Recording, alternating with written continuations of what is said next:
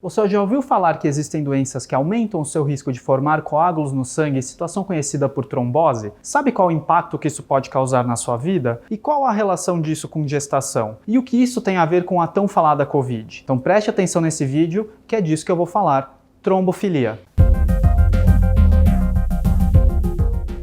Antes de explicar o que é trombofilia, eu preciso explicar um pouco sobre o sangue e o processo de coagulação. Dessa forma vai ficar tudo mais fácil. Toda vez que temos um sangramento após um corte ou uma batida, o nosso corpo ativa o sistema de coagulação. Ele aciona diferentes mecanismos para formar um coágulo ou um trombo que bloqueia o vaso que está sangrando e assim interrompendo o sangramento. Seria mais ou menos como se fosse uma rolha entupindo um buraco de um cano que esteja vazando. A trombose surge por um problema na regulação desse mecanismo, gerada por coágulos em excesso. Esses coágulos formados podem bloquear a passagem do sangue na própria veia onde surgiu, causando sintomas locais como, por exemplo, na perna, gerando a chamada trombose venosa profunda, ou ser levado pelo sangue seguindo a circulação sanguínea até os pulmões, o chamado TEP ou tromboembolismo pulmonar. Existe uma série de situações que aumentam o seu risco de ter trombose, como, por exemplo, ficar muito tempo sentado durante uma viagem de avião, ter o diagnóstico de câncer, ser submetido a cirurgias prolongadas e gestação. Nessas situações, o sangue pode coagular com mais facilidade, intensificando o surgimento de trombos. Essas situações não configuram trombofilias. Então, o que é trombofilia? Trombofilia é o termo médico utilizado para denominar as condições que levam o organismo a formar coágulos em maior quantidade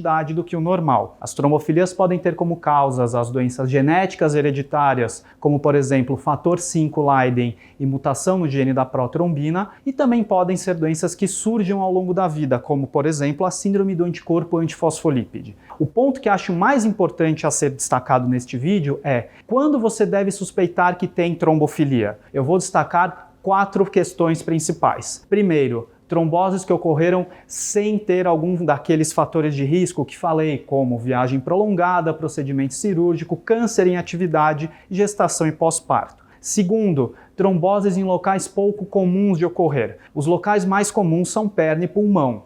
Quando ocorre uma trombose em lugares diferentes, como vasos do sistema nervoso e vasos abdominais, isso deve levantar a suspeita. Terceiro, alguém na família que já teve trombose, principalmente se teve quando ainda era jovem, ou mesmo histórico familiar de trombofilia já diagnosticado. E o quarto é para as mulheres com 3 ou mais abortos consecutivos sem causa aparente. A trombofilia pode ser uma possível causa associada nessas situações e por isso deve ser investigada. Lembrando que existem muitas outras causas de abortamento de repetição. Se você estiver nessas situações, você deve procurar um médico para correta avaliação e possível diagnóstico. O diagnóstico será feito pela história clínica e por exames de sangue específicos a depender do problema, como pesquisas genéticas e avaliação detalhada da coagulação. Uma vez feito o diagnóstico, o que fazer? Como é o tratamento? Primeiramente, é importante reforçar que o tratamento estará indicado para pacientes que, além da trombofilia, têm um diagnóstico de trombose.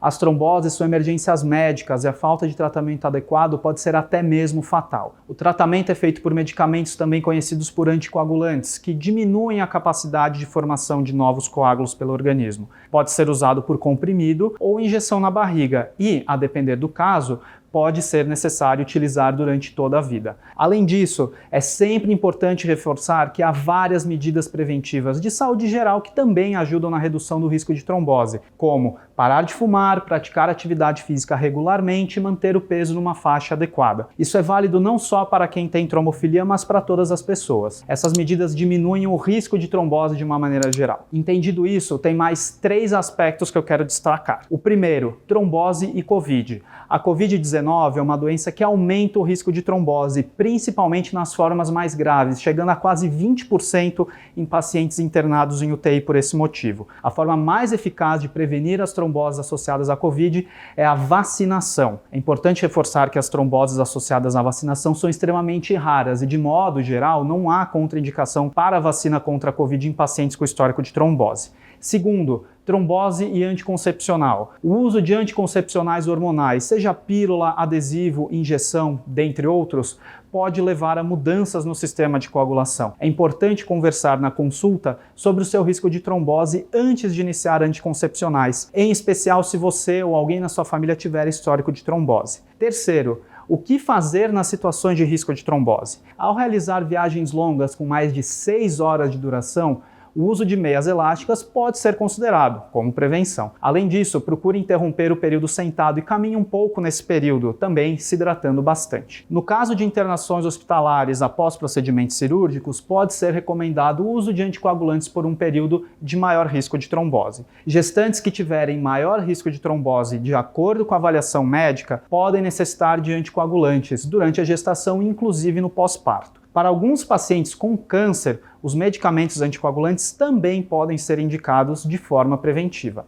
Por fim, se você tiver episódio de trombose ou suspeita de trombofilia, ou mesmo se fizer parte dos grupos de risco para a trombose, não deixe de procurar um médico para uma correta avaliação, de preferência um médico hematologista. Esse é o objetivo do canal Doutor Ajuda: educação em saúde, informações de saúde e bem-estar para você se cuidar melhor. Você está gostando do canal Doutor Ajuda? Então se inscreva no canal. Para se inscrever, você tem que entrar na página do canal Doutor Ajuda no YouTube e clicar em se inscrever. Tá vendo esse sininho aí que fica aí do lado? Clique nesse sininho que automaticamente você vai receber os vídeos toda semana. Se você gostou desse vídeo que acabou de assistir, deixe seus comentários, curta e compartilhe com seus amigos e familiares.